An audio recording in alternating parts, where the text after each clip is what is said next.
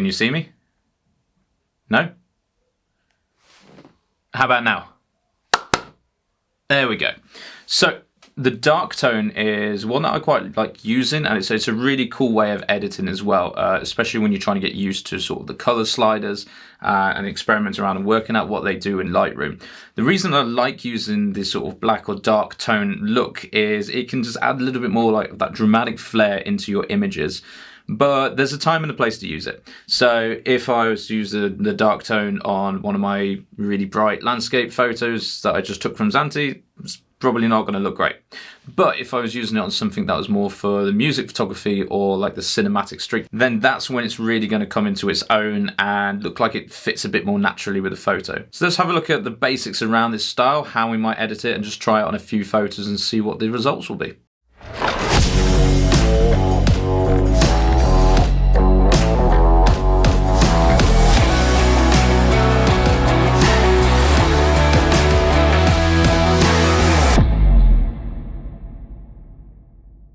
So you can see I've used this here on a stock image of a card. This is one just from Signature Edits. So if you're stuck for looking for raw files, go to Signature Edits. They've got a load, the royalty-free ones you can just download there. Really great for practicing your craft with because there's a lot of different stuff. So this is one that I've just downloaded from them. And the reason I've chosen for this one is because just to start off with, you don't have to deal with any skin tones. You can purely just have a mess around with the colors of the car and try and get them to pop whilst having everything else in the background a bit more duller. Now you'll notice that the background still does have some color in it, and there's still some like specks of orange and things in here. So I'm not looking for a black and white feel here. I'm looking for trying to saturate as much out as possible of the colors, but still keep something in that draws the eye into the actual subject. And that's why I really like this style. Let's go down and hit our old friendly reset button. Take us back to the bright image and let's work through this one, and then we're going to save this as a preset and see how it looks like on some other photos there. Going to get rid of my slide panel, so we're going to do some scratch, and notice it's expanded out, so I'm just going to crop in on the truck a bit more there. Not too fussed about how I'm doing this, it's just so I get that more centered. Now you see it's quite a bright photo, but it's really overcast. Guys, we've already got a lot of color kind of sucked out here, but we've got all these greens and everything else around. So instead of dealing with your basic edit first, we're going to drop down to the color panels and deal with, and there's two that we can work with, the HSL slider and the camera calibrations. Both do slightly different things, and I'll have some more videos coming about like diving into the calibration section a little bit more. But essentially when you're working with this bit down here, you are affecting not just the red, blue or green kind of colors, you're actually affecting that pixel within all of the colors that are on the screen there. So if I was to pull my blue all the way this way, you can see it also changes the tone of my oranges. It doesn't just change the tone of the blues. Whereas with the HSL sliders up here, if I change the hues of my blues, it changes my blues but doesn't really affect too much in this area here. But let's just have a look at purely using the HSL sliders. So blue is going to be my main color. What I'm going to do is suck out everything to pull this down to a black and white image that isn't blue and sort of see what we're left with. And that's what that gives us. So all the background color's gone now. You can see there's a little bit of blue just still kind of in the clouds and at the background there, but we're left with this. Now I did want those oranges because I find when you've got these sorts of black tones and you've got a picture where there's only one color showing through, it can just look like some of these old artsy photos that I just don't quite like. So I want to get the oranges back in, but maybe not too much. So I'm going to pull my orange saturation back in and just see what that looks like. Yep, so you can see it's coming in these areas here. The blue, I might just peak up a little bit, but for the moment, I'm not going to play around with moving these up too much. I'm just happy with what colors I have present in the mix here. Red, don't know if I'm going to use that too much. It's not making a big difference. I think I'm going to really pull from the oranges, so I'm going to leave it up just in case there are some shades still in there. Okay, so next thing I'd probably have a look at then is just tweaking the hue on these colors a little bit. I quite like this blue, but obviously I could change this to whatever I wanted on there, but I quite like the blue that's coming through there. But the oranges, I just want them to be a little bit warmer on there. So I'm just going to pull that down slightly. And then lastly is the colour. So I find when you're dealing with these black tone ones, if you pull down the luminance of the colours that you're not using, that just again helps to darken the background, areas that we don't want our eyes to focus on, and then you can look to increase the luminance on the colours you are using, and this will just help them to pop out a little bit. So if we go with the ones we want to darken first, and then we pop out rather than going the other way around. So in this case, I'm going to pull the greens down, and you can see that's pulling these grey tones down here. I know there's some yellow within them, so I'm going to pull them down as well. And that automatically is going to make my oranges stand out a little bit more. And then, yeah, I'm just going to go through with some of the other colours. There's not really much purple in there, so if there's nothing in there, I'm going to pull that down as well. And again, I'm just using my eyes here with this. So that leaves us with these channels. If I pull the aqua down, just see how that affects the blue colour. It's not really at all, it's just on the windscreen, so I'm going to pull that down a little bit. And then for my blues and my oranges, I'm now going to boost these up. So the idea of this tone that I'm going for here is colours I'm not using, I pull down the luminance on, it helps make everything else darker. Colours that I want to be using and draw attention to, I'm just going to pop them out a little bit more. There we go. And I might come back to this once I've gone and done my basic edits and start doing some masking. I may come back to this in a minute. I'm just after seeing that difference between these. Might just warm that up a little bit more there. So now if I change between that, that's what we did have, and that's what we have now. So I'm going to leave the calibration for any of this one because I'm happy with the colours that are here. I don't feel like I need to go down and unify anything. So I'm going to pop back up to my basic edit panel now and my curves, and now I'm going to have a look at how I can control the contrast a bit. With these sort of black tones, I like to put quite a lot of contrast in there. I like to have sharp lines, especially if it's dealing with like vehicles. Just helps a bit more of that shine to pop on it. If I was dealing with portraits and people, I might lay off of it a little bit, but the aim is still the same. I'm trying to make this quite dark. I'm trying to darken down the background, things I don't want, and make the subject pop. Contrast I always leave alone to begin with, and I deal with what I have done here. So I'm going to pull the highlights down because I just don't really want anything in the clouds, and it's nice to get some more of those details to pop out. Shadows I will pull up a little bit, and that's more for the benefit of the truck than anything else. You see as I do that, it's just going to help me define some of those lines a bit more. And then whites and blacks, so I'm going to pull my whites down as well. You can see I'm really kind of crushing this down this way. And I'm actually going to pull my blacks down a little bit. If I pull these up, it pulls away from that dark tone that I'm after. So if I come down this way, again, it's just helping to add that little bit of contrast there. The contrast slide I always leave to last. For me, that's just it's teasing anything I wasn't brave enough to do with the curves or this. If I felt like it just needed a push, or if I've gone too far, that's when I tend to use this contrast slider. So if I've been a little bit too scared and sucked out too many whites, then yeah, that's where I'm going to use that. So try to refrain from using that first of all. Try and get your contrast from down here and with your curves a bit further down. Clarity, 100. No, I'm just kidding. Clarity can go either way with this, but again, I'm dealing with vehicles, not people here, so I want a little bit of a sharper feel, so I am going to pull this up slightly. And the dehaze, again, this just helps darken everything down, define things a little bit more. It's very easy to go over the top with both of these two sliders. Now when you first into Lightroom, you're like, wow, I love this slider, look at this is immense, this looks great, Instagram it now. But no, it looks like shit. You got to find the right balance between the two. And again, the more of this you add in, the more of the noise you're going to add in too. So you got to be careful with that. I'm going to put a little boost on. I'm going to do more like in the masking later on. And you can already see this as like darkening down the car a bit. But again, I'm not worried. I'm going to deal with my masking. Because this is darkened down slightly, I might come back down to my blues now. And this is where I'll start to adjust a little bit more with my luminance and things down here, just to really make them pop out that bit more. Okay, curves. I mean, I don't really feel like I need to do too much with the curves on this, but if I go for our standard S curve to begin with, there's two things we can come on. I'll come on to the curves in another photo in a second, but with this one, I could bring in a little bit more shadows, or if I feel like I've gone too far, I could ease off a little bit. But you know, I'm fairly happy with what's going on there. So for the sake of time, I'm just going to leave that. Again, truck's looking good, but the background just feels really light. Don't like what's going on, so I'm going to bring in a little bit of masking here, vignette around the sides. I always like to use my own sort of custom brushes for this. So I'll invert and then I'll use one of my own brushes just to help isolate that down a bit. And then yeah, I'll just tease these a little bit more. That's good. Again, same with the sky. I might just do a mask for the sky there.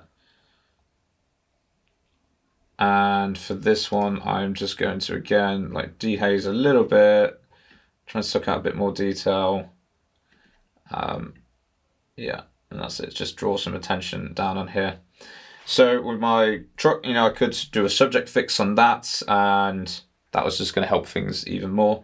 So if I go down here, let's have a look. If I do a subject fix, see if it picks it up. Usually it does. Usually it's pretty good. It's not always, but it saves a lot of time when it does. That'll do. Again, if I wanted to spend a lot of time on this, I'd work on taking away some of that, but for the sake of time, let's just go for that. Bring in a subject fix brush that I've got here, and that's just going to help things pop a little bit more, and then I can go in and do my own sort of edits on that. And there we go. So that gives us quite a big difference then from sort of the starting one. It was already a really dull photo, like there's not much colour going on. So what's the point of me trying to do an edit to zap more colour back into this when actually this lends itself more to the dramatic flair that we get with this one here. It has its purposes. I like it. You know, I like the colours that pop out, and you can go back down here and now you can tweak these to whatever you want. You can go for more of a purple feel if you want in there, more of an aqua. You know, it's personal preference, it's entirely up to you. I quite like the blue that's coming out there.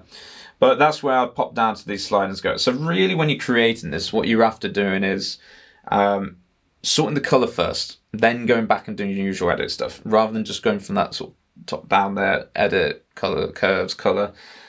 The aim of this tone is the colour. Get that sorted, then go back and do it. So we'll save this as a preset and let's try it on a couple of other photos. Okay, so got an image of a person now. So let's see what this looks like when we apply it to a sort of portrait feeling. Again, not too many colours already going on here. You can zap out as much as you like, but I really like the style for anything that's like street photography. And we've got our preset now that we've saved, so we're going to apply that on. And straight away, like there's a lot of oranges, blues, like, you know, the things we had in the truck have been amplified out here, probably a little bit too much. So I want to fix some of this skin tone. Now I can go down here and start to zap out the skin tone, dealing with the calibration. But again, let's just stick with the sliders. So a little bit too much going on here. I'm just going to pull out some more of these blues, because you can see that background's gone quite blue heavy. And I'm going to pull that orange and red both down. Just so I get the skin, like it's good to have the model pop in, but I don't want the skin tones to look like they're too unnatural to what's going on around it. So there still needs to be like a desaturated element within the skin tones there as well. And yeah, you're just using your eyes for this, so you're happy. I find if you go to the extreme and pull it back, that's an easy way of finding where it fits than sort of building yourself up. Your eyes can trick yourself. Because if you go to the extreme and you see something that you don't like, pull it back to what you do like, it's going to be more accurate. Other way, eyes, yeah, they like to trick ourselves. It's the same in music when editing EQ. They always just go to the extreme and pull yourself back down. It's looking all right. Again, let's have a look at the luminance. Maybe it's a little bit bright skin, but just retweak those a little bit more. And if I get lost with this, what I tend to do is I just bring up from side to side there, and I have a look. So if I think, you know, what the hell is that colour? What am I editing here? If I bring it side to side, I can see it's the yellow. So then if I bring up the yellow luminance, even though it's a grayscale, I can see, you know, exactly how much I want with that there. But yeah, I can tweak as much as I want with this. I don't know if reds have been used like too much. There's this kind of red bit here which is annoying me. So to be honest, I'll probably just crop this out a little bit. That's better. But yeah, looking at the basic edit, I'll go back here and, you know, maybe just tweak this a little bit more. But for this one, you know, let's look at putting some curves in. So in our last preset, we didn't have any curves. Now we're just going to add some in for that extra kind of bit of contrast. So if we start with our sort of general S curve, go bring down some of the shadows. You can see that, you know, really applies quite a deep black sort of look, especially to the hair in there. Now, if I was to raise the point down here, this can give us like that matte tone finish. And you can make as many sort of points along down here. I'm just cruel to myself when I do this. But usually if you zoom in on that, you can start to see like how it's affecting it. So if I bring that down, you do lose detail the more you go up there. But depending on what you're editing, if you want that matte kind of finish, you know, that can work well. Same with up here. You know, I can bring the highlights down slightly. And this is something I do a lot whenever I'm dealing with the moody type photos. Do I want that true black feeling or do I want that matte finish? So it's all about how far you kind of raise down here. You know, maybe sometimes you actually raise your shadows a little bit, but you don't have to stick with the S curves. Basically what I'm saying is it's up to you. It's your personal preference with that. You know, I quite like that sort of matte finished look on this one, but I feel it loses a little bit in the hair, so I'm just going to raise that slightly. And then I'm going to go in, you can see the contrast has been added there now. It's quite aggressive. I might lower some midtones, but I would normally spend a lot of time on this. And yeah, if I felt like I'd gone too far, this is where I would go back up here and sort of tweak my contrast. So maybe back off a little bit, add on. For me, this is really just a global fix. It's when I feel like I've gone too far and I'm too scared to go back. But yeah, anyway, once I'm happy there, bring my masking back in. Let's try and isolate the subject a little bit more. Throw a little vignette around that. Remember to invert it though. There we go. It's called Lightroom for a reason, guys. We can control light with it. Yeah. Maybe going a lot more darken around there. Again, I love using this. I love pulling attention in. And once again, let's select the subject, do a little subject fix. Let's just make her pop a slight bit more. But it's ultimately about just controlling the colour there.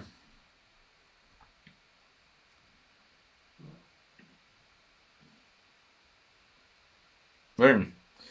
Again, maybe a little bit too much, but maybe it's not about the subject popping. Maybe I just have the luminance slightly too high when it comes down to the orange tones now. So I can drop that a little bit more and just get some more definition.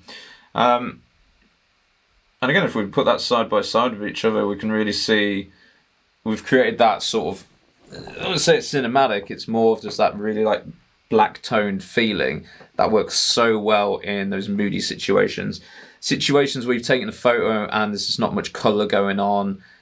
Don't feel like I need to try and, you know, brush in some colour and work with that.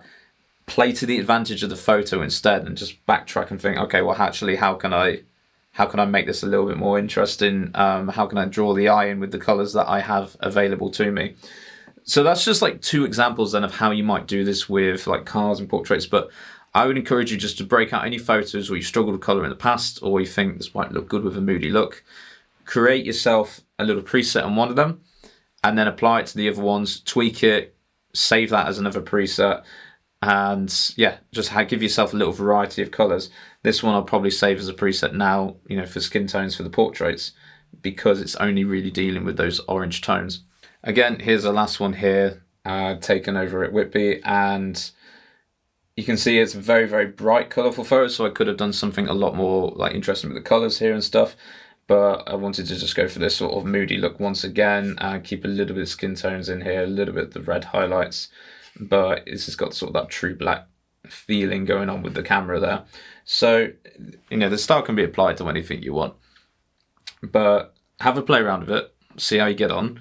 Remember, just start with your colours first and then work your way backwards and dealing with the basic edits, contrasts, and then use that masking on top. If you want to know a bit more like about the calibration, the masking, like all of these other things, I will have some videos coming up soon that's going to like tackle all of those problems, skills, areas, whatever. Make sure you subscribe and follow along for that. I'll see you in the next one.